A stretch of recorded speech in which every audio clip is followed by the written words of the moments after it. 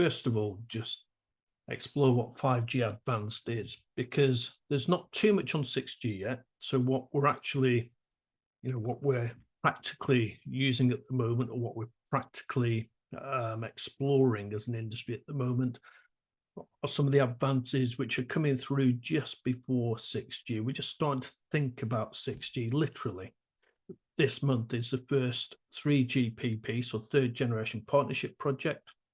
So the people who standardize all of this stuff, it's the first 3GPP wide meeting to decide on the scope, or to try and start scoping 6G. That's just happening this month. So at the moment, we're very much working on 5G advanced.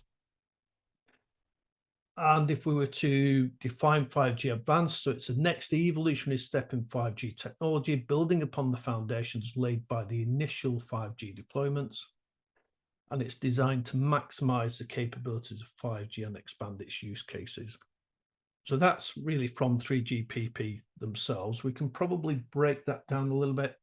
So first of all, there's a number of improvements to 5G, which, although 3GPP don't categorize it like this, just to try and get some clarity into it, we've categorized it like this. So first of all, some improvements to the base capabilities.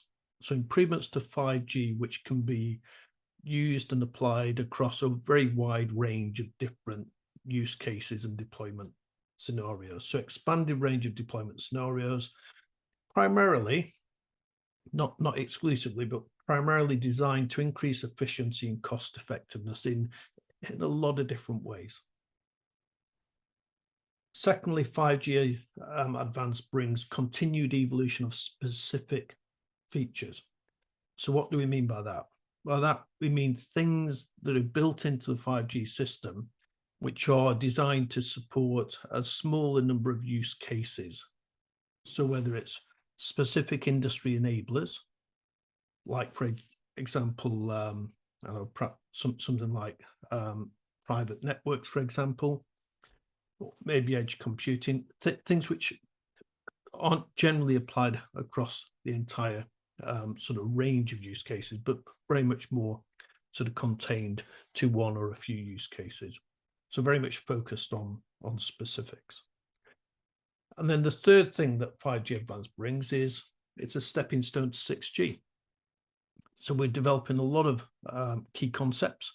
And of course, those key concepts don't exist in isolation. What I mean by that is they're not just 5G, or they're not just 6G. They are, a good idea is a good idea. So in terms of radio technology, if something needs to be applied because it brings much increased efficiency, then we're gonna look at using it as early as we can. Hence, some of the developments are coming through in 5G, but those developments will be the bedrock, or some of the bedrocks, some of the foundations for 6G. And certainly in terms of the infrastructure, we could, just like we did with the move from 2G to 3G, for those who've been around long enough, I don't know if you remember, but the core really was the same core when we moved to 3G. We kept the same core as we had for 2G. It continued to evolve, the core continued to evolve, but I think we're going to be in the same situation really with 6G, same sort of concepts in the core, same sort of infrastructure, but that will then continue to evolve as we move into the 6G era.